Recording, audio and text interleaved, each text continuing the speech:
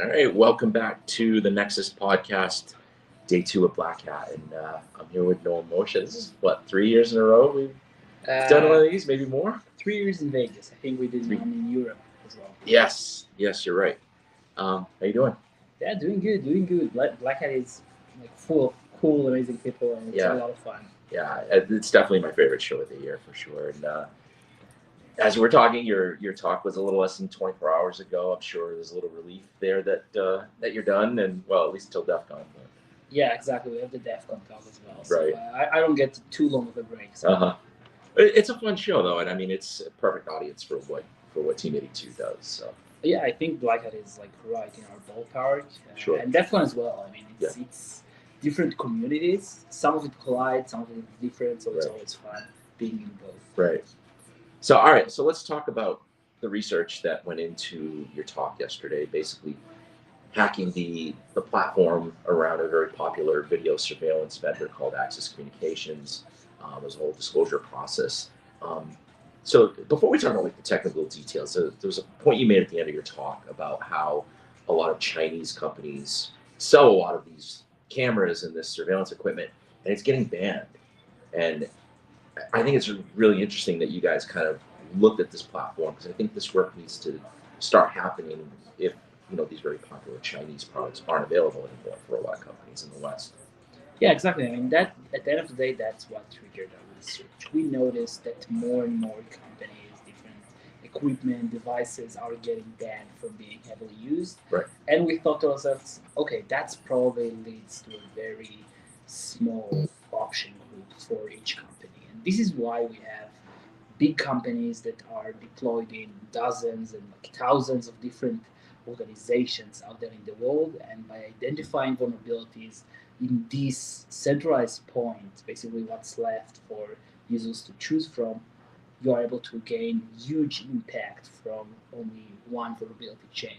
And you can exploit thousands, thousands of different companies. Like you pointed out in your talk, I mean, sure, one company is buying Axis, but they might have 100 Axis cameras or whatever company. And then if there's a bug in one, there's a bug in all, and you get instant scale.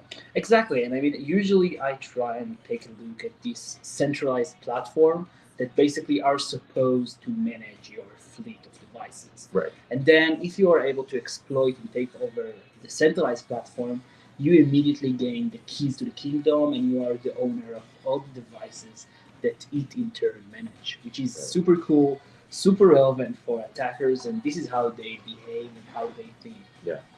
So tell me a little bit about Axis Communication and how you landed on looking at them, because I think it's an interesting part of the story as well. Sure. So basically, Axis is one of the leading vendors in the world of video surveillance.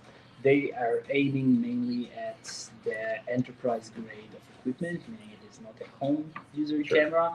It is more of a big company type of devices.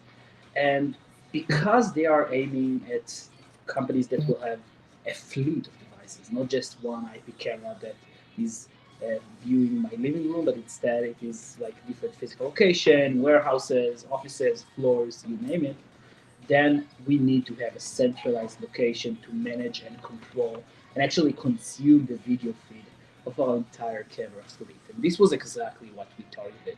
We targeted Axis Device Manager and Axis Camera Stations, which are essentially the servers that control and manage your camera fleets.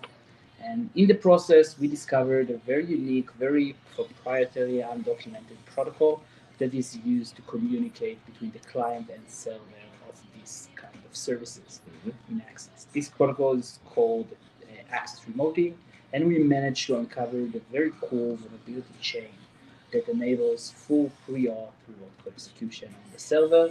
And just like you said, in turn, it allows us to pivot into all the different IP cameras that the server has. So were the vulnerabilities exclusively in the protocol or in the implementation of the protocol? So it's both. At the end of the day, Axis Remoting is a fully encrypted JSON-based protocol. It has some binary header, but mainly it's JSON. And in its core, it is essentially an RPC protocol, basically allowing an Axis client to invoke some kind of functionality on the server. For example, if the client wants to log in, then they'll call via the RPC communication the login function on the server. And in this process, we managed to uncover a deserialization vulnerability, very classic vulnerability in .NET applications. And essentially in .NET, having a deserialization immediately leads to code execution.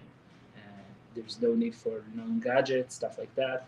It is immediately leading to code execution, which means you're able to create arbitrary classes on the server's memory space and lead to code execution. Mm-hmm. And since the vulnerabilities are protocol level, they affect both the client and the server. Meaning by having, for example, a man-in-the-middle connection, you are able to attack both endpoints, meaning you execute code on the client and on the server. It is super, super cool. So you said one key word there, encrypt.